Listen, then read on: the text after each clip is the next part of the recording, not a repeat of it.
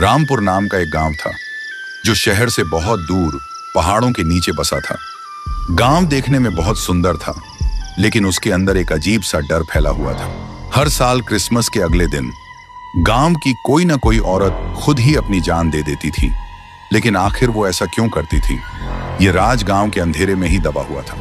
और इस गांव का मालिक था ठाकुर बलदेव। वो गांव का सबसे अमीर और ताकतवर आदमी था। हर साल क्रिसमस पर वो पूरे गांव में त्योहार मनवाता, खुद सांता क्लॉज के कपड़े पहनता और गांव के गरीबों को तोहफे बांटता। इसी वजह से गांव के लोग उसे भगवान मानते थे। उसी गांव के एक कोने में एक छोटा सा लकड़ी का घर था, जिसमें एक लड़का रहता था, राइस्टर। राइस्टर एक लकड़हारा था और वो बचपन से गूंगा था। दिन भर लकड़ी काटता और शाम को अपनी सुंदर बीवी पायल के पास लौट आता। पायल गांव की सबसे खूबसूरत लड़की थी। राइस्टर और पायल की दुनिया छोटी थी, लेकिन बहुत खुशहाल थी।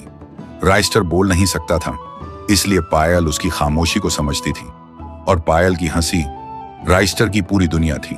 देखते ही देखते इस साल का क्रिसमस आने वाला था। पायल और राइस्टर बाजार जा रहे थे। तभी ठाकुर ने पूरे गांव में ऐलान करवाया, सुनो सुनो सुनो गांव वालों, इस साल क्रिसमस के दिन गांव में सज धज का मुकाबला होगा। जो भी औरत अपनी खूबसूरती, अदा और अंदाज से हर नजर को रोक दे, हर दिल को अपनी तरफ खींच ले, उसे क्रिसमस क्वीन का ताज पहनाया जाएगा। और उस खूबसूरती का इनाम होगा पूरे 5 लाख रुपए। ये ऐलान सुनते ही पायल राइस्टर की तरफ देखा और धीरे से बोली, राइस्टर, मैं जाऊंगी। राइस्टर ने इशारों में मना किया, क्योंकि राइस्टर को ठाकुर की आंखें पसंद नहीं थी। लेकिन पायल ने कहा, राइस्टर, अगर हम जीत जाएं, तो 5 लाख रुपए से हम तुम्हारा इलाज करवा सकते हैं। शायद तुम बोलने लगो। मुझे जाने दो, प्लीज। राइस्टर मजबूर हो गया। उसने हाँ कर दी। फिर क्रिसमस की रात आई। पूरे रामपुर में त्योहार का माहौल था।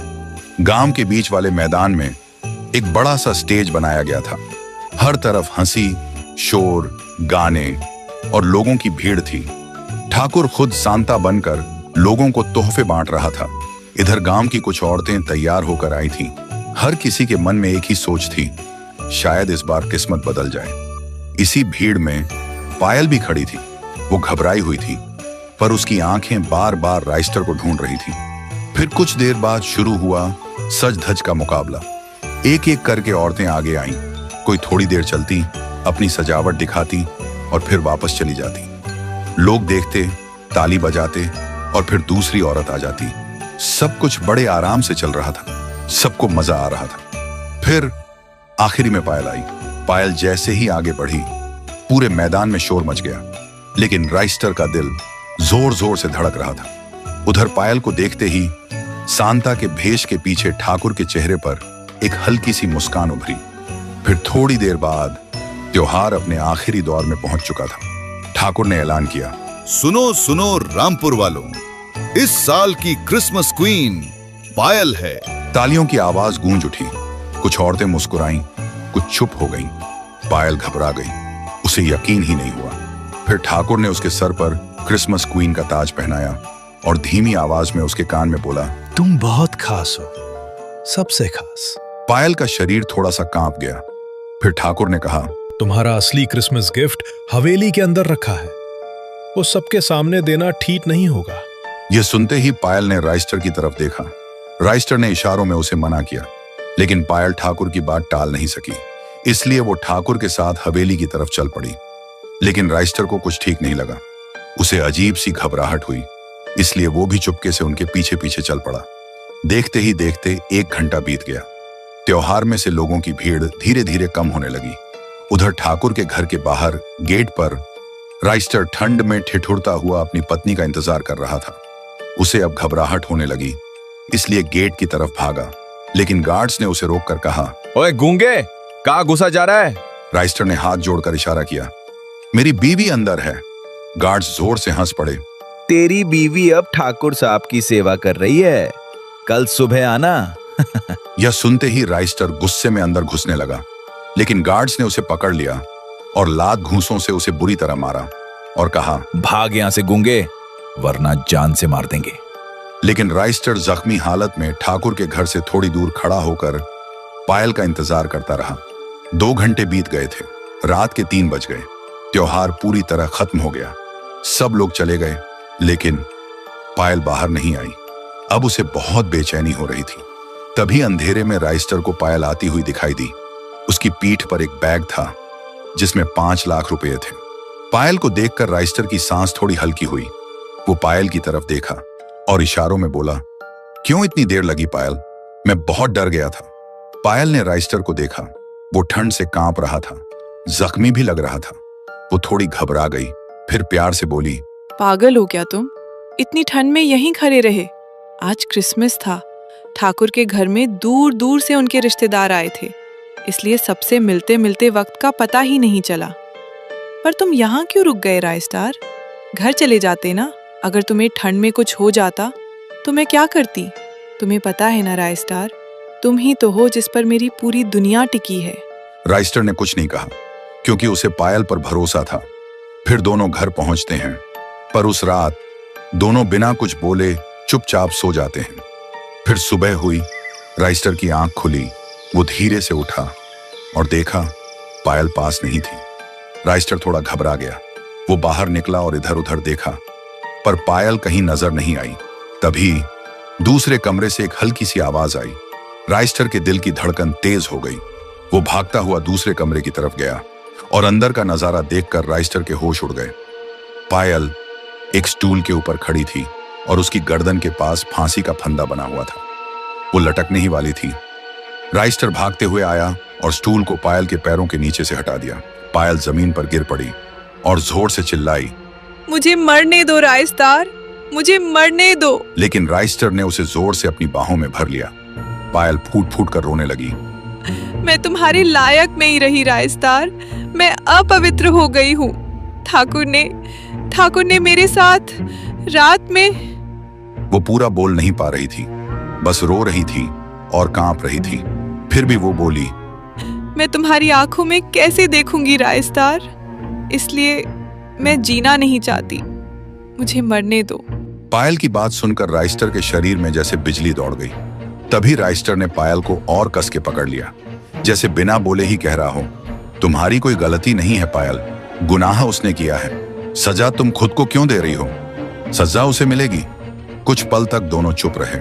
फिर राइस्टर ने घर के कोने में रखी अपनी पुरानी कुल्हाड़ी उठाई, वही कुल्हाड़ी जिससे वो रोज लकड़ी काटता था, और कुल्हाड़ी हाथ में लेकर ठाकुर के घर की तरफ निकल पड़ा। लेकिन राइस्टर जैसे ही हवेली में घुसने गया, गार्ड्स ने उसे रोका और बोला, क्या बे गूंगे, मरने के लिए उतावला हो रहा है क्या? राइस्टर ने इशारों में बोला, अंदर जाने दो, नहीं तो आज तुम लोग मरोगे। लेकिन तभी एक गार्ड आगे बढ़ा। राइस्टर ने एक ही झटके में गार्ड का सर धड़ से अलग कर दिया। बाकी गार्ड्स कांप गए, इसलिए किसी ने राइस्टर को कुछ नहीं बोला। वो अब सीधा ठाकुर के कमरे की तरफ बढ़ रहा था। अंदर जाते ही उसने देखा ठाकुर बैठा है। ठाकुर ने राइस्टर को देखते ही बोला, क्या रे राइस्टर, कुल्हाड़ी लेकर क्यों आया है रे? मेरे बगीचे का जंगल काटने आया है क्या? और वो हंसने लगा। राइस्टर ने उसके चेहरे पर देखा। उस चेहरे पर न डर था न पछतावा, जैसे कुछ हुआ ही ना हो। ठाकुर ने फिर बोला, अरे राइस्टर, तेरी बीवी अभी तक जिंदा है? मैं तो सोच रहा था बाकी औरतों की तरह वो भी फंदा लगा ली होगी। राइस्टर का शरीर गुस्से से कांप रहा था। उसकी मुट्ठी कुल्हाड़ी पर और कस गई।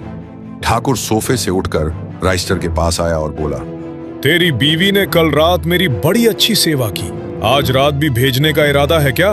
इस बार 5 नहीं 10 लाख दूंगा। जा, आज भी उसे यहीं छोड़ जा। ये सुनते ही राइस्टर ने पूरी ताकत से ठाकुर के हाथ पर कुल्हाड़ी मारी। ठाकुर का हाथ कट गया।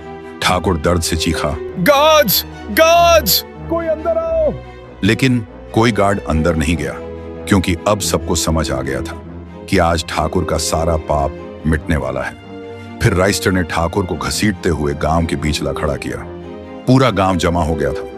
किसी को कुछ समझ नहीं आ रहा था कि आखिर हो क्या रहा है। सब एक दूसरे से फुसफुसा रहे थे, सवाल पूछ रहे थे। तभी भीड़ को चीरते हुए पायल आई। पायल की आंखें अब झुकी हुई नहीं थी, उनमें आग थी। उसकी पीठ पर वही पैसों का बैग था।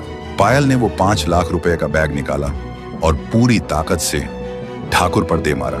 बैग जमीन पर गिरा, पैसे बिखर गए। ठाकुर दर्द और डर के मारे पायल के पैरों में गिर गया। वो गिड़गिड़ा रहा था, बेटी, मुझे माफ कर दे, मुझसे गलती हो गई, मैं बहुत बड़ा गुनहगार हूँ। पायल ने पैर पीछे खींच लिए और गरज कर बोली, माफी मुझसे मत मांग ठाकुर, माफी इन गांव वालों से मांग। पूरा सच बता इन्हें। आज फैसला मैं नहीं, ये गांव करेगा कि तेरे साथ क्या करना है। ठाकुर की हिम्मत टूट चुकी थी। वो चीख चीख कर अपना जुर्म कबूल करने लगा। हाँ, मैं शैतान हूँ।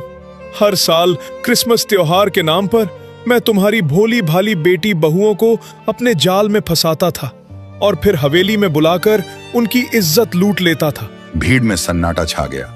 फिर पायल ने रोते रोते कहा, वो बेचारी इतनी मासूम होती थी कि शर्म के मारे किसी को कुछ बोल नहीं पाती थी और खुद ही अपनी जान दे देती थी।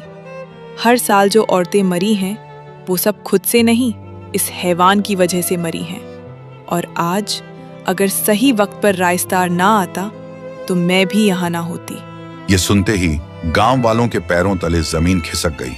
जिन्होंने अपनी बेटी, बहू या बीवी खोई थी, उन सब की आंखों से आंसू बहने लगे। भीड़ भड़क उठी। सब एक साथ चिल्ला उठे, हम जिसे भगवान मानते रहे वो भगवान नहीं, एक हैवान निकला। इसे जिंदा मत छोड़ो। इस हैवान को वही दर्द मिलना चाहिए जो हमारी बेटी बहुओं ने झेला। मारो इसे। फिर गांव वालों ने उसी झूठे क्रिसमस स्टेज पर ठाकुर को उल्टा लटका दिया। ठाकुर तड़पता रहा, चीखता रहा, लेकिन आज उसकी आवाज सुनने वाला कोई नहीं था। इधर हंगामे के बाद एक अजीब सी शांति थी। पायल राइस्टर के जख्मों पर मरहम लगा रही थी और फूट फूट कर रो रही थी। तुमने मेरे लिए अपनी जान खतरे में डाल दी राइस्तार। अगर तुम्हें कुछ हो जाता तो। राइस्टर से पायल के आंसू देखे नहीं गए। उसे पायल का रोना अपने जख्मों से ज्यादा दर्द दे रहा था। उसने उसे चुप कराने के लिए अंदर से चीखने की कोशिश की।